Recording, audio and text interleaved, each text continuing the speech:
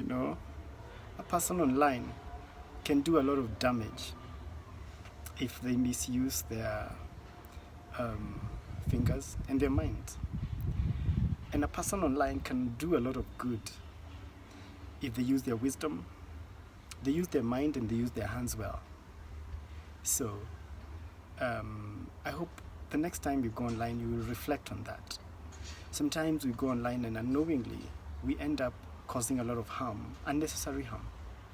And sometimes we go online and we help many people who need to hear something positive. So next time you find yourself online, ask yourself, what is it that I want to communicate? Who is it that I want to talk to?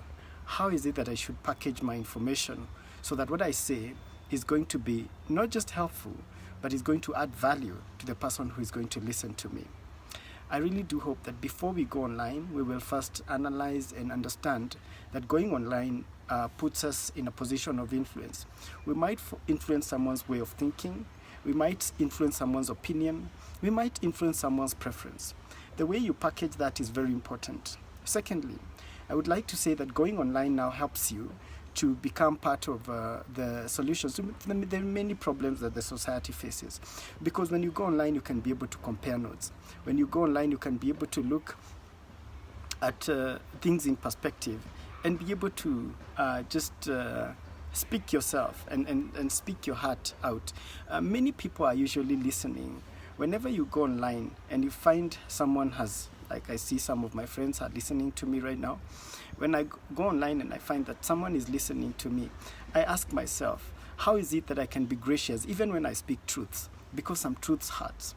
A few days ago, I was put on a radio station, and during that interview, they wanted to interview two people, the ambassador, the Kenyan ambassador to China, Sarah Serem, and myself, and they wanted us to be on the show at the same time. Respectfully, I declined. So I followed her submission for about 27 minutes, and so there was a small break of like 3 minutes, and then they put me on air. I was able to speak about some things that I thought were important. I was able to clarify some of the things that probably the ambassador might have been misinformed as she spoke. But all in all, I remained respectful. The most important thing when you disagree with someone is to be respectful, because people will always have diverse opinions.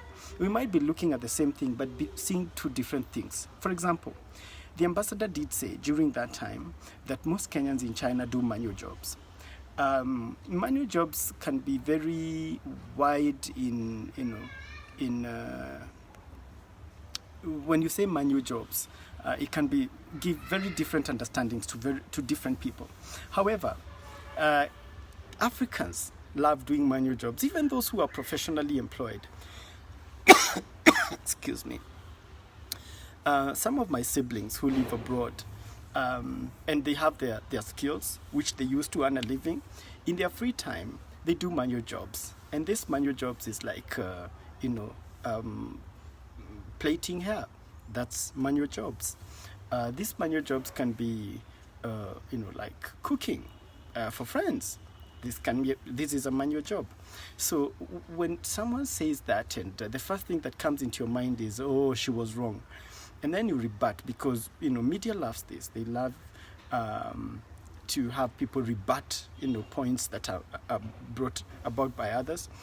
And when we do that, we give them the fuel to continue dividing us further. So I refuse to be part of a system that divides. The reason I've been very firm on the government is because the government seemed to say that Kenyans are ungovernable, or they need to be disciplined, or they are careless and they're everything. And this seems to have been the position that was taken by some people abroad, particularly the Ministry of Foreign Affairs, calling people illegal immigrants, they have been smoked out, blah, blah, blah. This makes people angry. Now imagine that you're talking to someone directly. When you make such a submission, imagine you're talking to someone directly. Would you tell them that you're an illegal immigrant? Would you tell them that you have been smoked out?